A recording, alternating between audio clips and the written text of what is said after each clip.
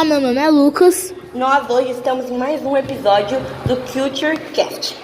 E hoje nós iremos falar sobre reportagens e muitos outros.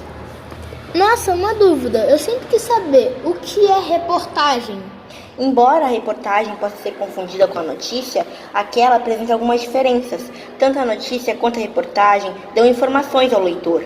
No entanto, a reportagem costuma se aprofundar mais no assunto em questão, mostrando dados que foram colhidos por meio de pesquisas, entrevistas e muitos outros.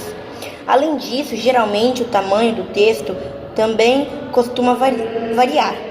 Não é raro que as notícias sejam mais curtas do que a reportagem, justamente por serem menos aprofundadas. Mas o que é um texto argumentativo? É um tipo de texto para defender uma opinião, que usa argumentos para defender determinado ponto de vista. E outra dúvida, como é que faz os parágrafos do texto argumentativo?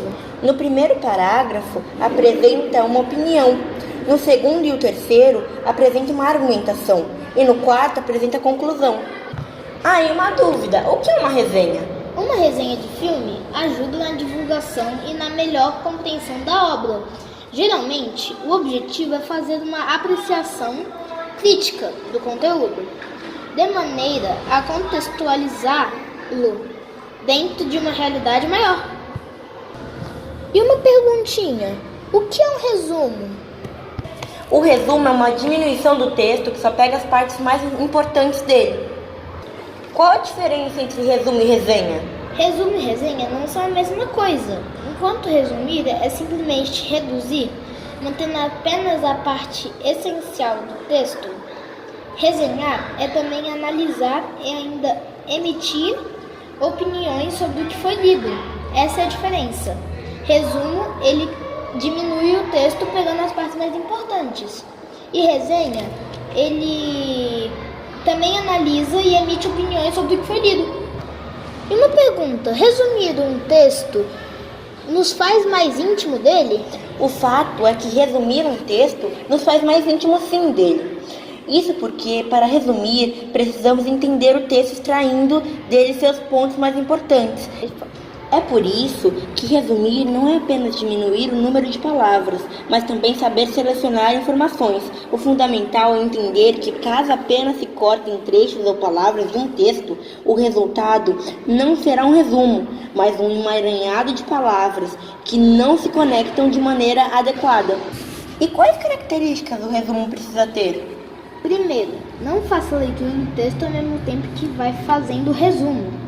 É importante que, antes de começar o resumo, seja feita uma leitura do texto como um todo, compreendendo em sua totalidade, porque essa é a única forma de realmente saber o que é essencial e o que é dispensável no texto que será resumido. Segundo, marque na memória, ou com alguns destaques visuais, as partes essenciais do texto. Após a primeira leitura, é fundamental que você comecem a destacar as partes mais importantes do texto, o que pode ser feito guardando-as na memória ou destacando-as com alguma cor diferente ou com marcas de lápis.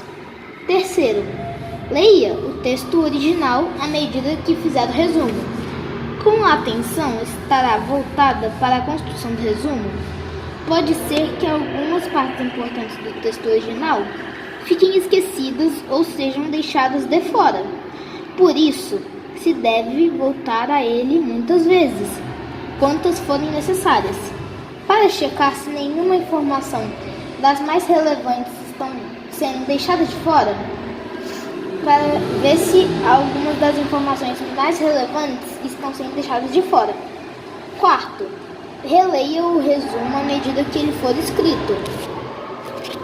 Para que não haja partes desconectadas ou contraditórias, o resumo durante sua produção deve ser relido.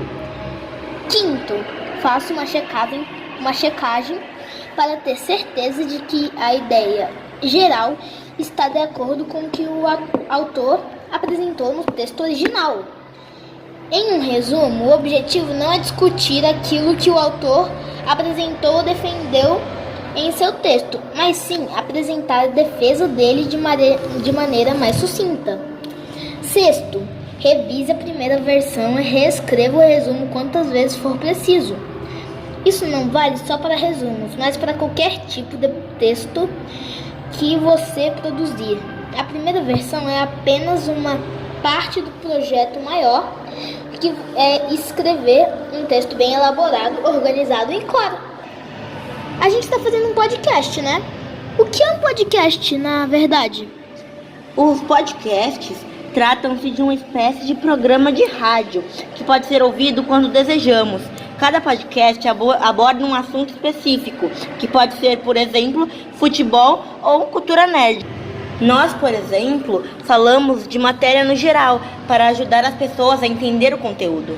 O que é um vlog, cara, que está fazendo muito sucesso entre os jovens? Com o tempo e a popularização dos computadores e da internet, surgiram os blogs, espécies de diários eletrônicos virtuais, em que as pessoas passaram a contar seu cotidiano. Existem também blogs que tratam de assuntos específicos, como cinema, culinária, literatura, maquiagem, entre outros. De onde vem então essa palavra chamada vlog?